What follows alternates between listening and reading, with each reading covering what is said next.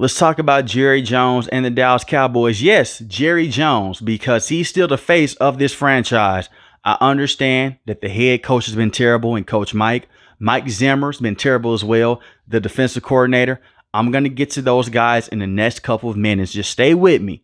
Jerry Jones went out there. He controls the NFL draft. He controls the roster moves. He controls everything. He's the end-all, be-all with the Dallas Cowboys. This team lost in devastating fashion to the Green Bay Packers. You would think that they will find a way to move off of Dak Prescott, but that's easier said than done. Now, I will say this in his defense. Dak Prescott has had a lot of incredible seasons in his career. He's not just a bottom-tier quarterback in the NFL with the right coaching and the right situation. Now, Coach Mike, you should have got rid of him as soon as possible. As soon as that game was over with, you get rid of him. But instead, they did not do that. They ran it back with the same team. And Jerry Jones gaslit. I mean this. He gaslit the fan base by saying, I'm going all in. He went all in, all right. All in on a terrible season. He gave Dak Prescott the most money in NFL history to one football player. You gave CeeDee Lamb a lot of money as well. I have no problem with paying CeeDee Lamb. But you're locking yourself down to Dak Prescott once again. And I'm not putting all this on Dak Prescott because it's not all his fault. But you know what Dak Prescott is at this stage of his career. Majority of the time when Dak Prescott goes out there and he has these great games, it's against teams that are below 500 and when he's trying to throw the Dallas Cowboys back into the game. That's where his stats come from. Dak Prescott is not a true franchise quarterback in the NFL. He's just not. I'm not saying he's a bad quarterback. I'm not saying that you can't win with Dak Prescott because you can. But he's not a top 5 quarterback in the NFL this season. He's not even a top 10 quarterback. You look at Dak Prescott this season, so many interceptions, so many turnovers. Look at what happened against the Steelers, and they won that game. 2 terrible interceptions and a fumble in the red zone as well. And that was against a Steelers team that could not score with Justin Fields. They should have beat the Steelers by 3 to 4 touchdowns easily in that game. And we saw what happened against the San Francisco 49ers. Yet again, terrible turnovers in that game. You could say they were making a comeback late in the game. They really wasn't. They didn't have the timeouts nor the clock to go out there and make an effective comeback. So look at what happened. But you gave Dak Prescott a lot of money. Now, part of the reason why Dak Prescott has not been put into a good situation this season is because your head coach does not have to call plays anymore. Coach Mike, his time has expired in the NFL. It's time to let him go. It's the same outdated plays that he had with Aaron Rodgers and the Green Bay Packers. I'm over it. You have a guy, Kevontae Turpin, who could be a very good wide receiver. You don't use him on a crossing route. You don't use him on go routes. You rarely use him. You have Jalen Tolbert, could be a solid wide receiver. It's the same generic plays over and over again. So essentially, you phase those guys out. All you have is CeeDee Lamb and Jake Ferguson. That's it. Brandon Cooks has been out the last couple weeks dealing with a knee injury. Let me say something about Brandon Cooks. It wasn't like last season he was this tremendous playmaker either. He got into his groove when they went against the Los Angeles Rams and he had 2 receiving touchdowns in that game. And that's not on Brandon Cooks. That's because Coach Mike forgets about him half the time. They force feed the football to CeeDee Lamb and Jake Ferguson. And they don't have a run game. Now, Mike McCarthy lied because he went out there and he moved off of Kellen Moore because he wanted to run the football more. That's what he told Jerry Jones. But you look at them now. Have they ran the football more? They had Tony Pollard last season, very good running back. You should have kept him because he's easily better than any running back you have right now. He's better than Ezekiel Elliott. He's better than Dalvin Cook. He's better than Rico as well. But you let him go. He's now with the Tennessee Titans. And he's been a very good running back for the Tennessee Titans. Dak Prescott is at his best when he can hand the football off to Ezekiel Elliott or Tony Pollard in the past. It's a proven record at this point. But yet you want to make Dak Prescott be a top quarterback in the NFL. And I understand last season he was top of the league in passing touchdowns. And he was low in interceptions as well. But that's 1 year. This offensive line is drastically different because you have a rookie in Cooper Beebe who I think is going to be a star at that center position. You also have Tyler Guyton as well. He's had a lot of good points this season, a lot of low points as well. He's a rookie tackle. That's going to happen. Tyler Smith is an all-pro at that left guard position. That man's phenomenal. You have a problem with the right side of this offensive line. Terrence Steele has been terrible for seasons now. He hasn't been the same guy since he tore that ACL. And Zach Martin, he's regressing. He's not the same guard that he once was many years ago or even last season. They're starting to get him and they're starting to run trick plays on him. He doesn't have the athletic ability anymore at that guard position. I know we may look at certain offensive linemen and just say, man, there's just a bunch of guys that can't move around. Zach Martin, in his prime, was one of the most athletic guards in NFL history. He doesn't have that athleticism anymore. He has the strength, he has the knowledge, but his body just can't keep up with these faster defensive tackles. They put a spin move on him, he can't keep up with them. And this is a recipe for a disaster. So this whole right side of this offensive line, at times, is a liability. And the play calling isn't helping either. Now, with better play calls, they may look better. And I wanted to come on here and say this as well. I'm not trying to disrespect Zach Martin. He's still a very good guard. He's just not what he used to be. But Terrence Steele, he's got to go. He's got to go. They don't have a consistent run game. Rico's doing the best that he can. He's not a true every down back. They brought back Ezekiel Elliott. Why did you move off Ezekiel Elliott in the first place? Because he was not good anymore. So you brought him back for pennies on the dollar. They did not even play him today against the Atlanta Falcons. And he's upset because he's not getting the football more in goal line situations. Ezekiel Elliott's just too slow. Even when it's 3rd and 2, he can't get out the backfield fast enough. And you bring up Dalvin Cook for what? He's washed up as well. So now you have a quarterback in Dak Prescott that's throwing a lot of interceptions because his team is one-dimensional and they don't have a true run game. It is so easy to just blame one player, when in actuality, it's the ownership and it's the coaching. And Dak Prescott has to play better. Yes, I'm not trying to defend Dak Prescott at all because some of the interceptions, they're on him.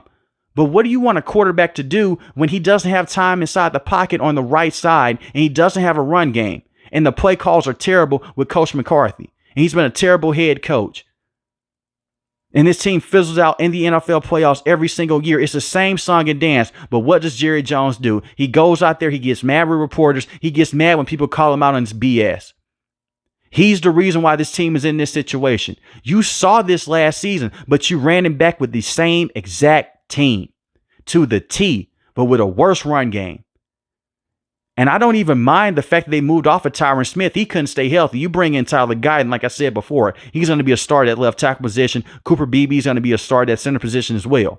Jerry Jones does draft well. He drafted Ezekiel Elliott in the past. On his rookie deal, Ezekiel Elliott was phenomenal. He drafted Tony Pollard, drafted Dak Prescott, drafted Trayvon Diggs, Micah Parsons. As a drafter, very good guy.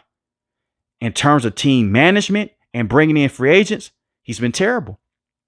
He's been horrible. He went all in a couple of years ago. When they brought in Stephon Gilmore and Brandon Cooks, that's when he went all in. If this is your definition of going all in, you're going to go all out as well. And I look at this defense. This defense is pathetic. And a lot of this is on Mike Zimmer. I hate when certain people will come out and call NFL players soft. For one, high collision sport, you go out there, you're risking your livelihood. I'm not going to call any player soft. I think anyone that goes out there and scraps on a helmet, man, you a tough SOB. Credit to you. But at the same time, Mike Zimmer has these boys, they don't know what they're doing on the field. There's no gap discipline. There's no responsibilities up front. They're looking back at each other confused. When they go against a trick play, they're looking around. Look at what happened in the Detroit Lions game. There's no way in hell the Lions are supposed to put up 40 points in your home and you can only score 9.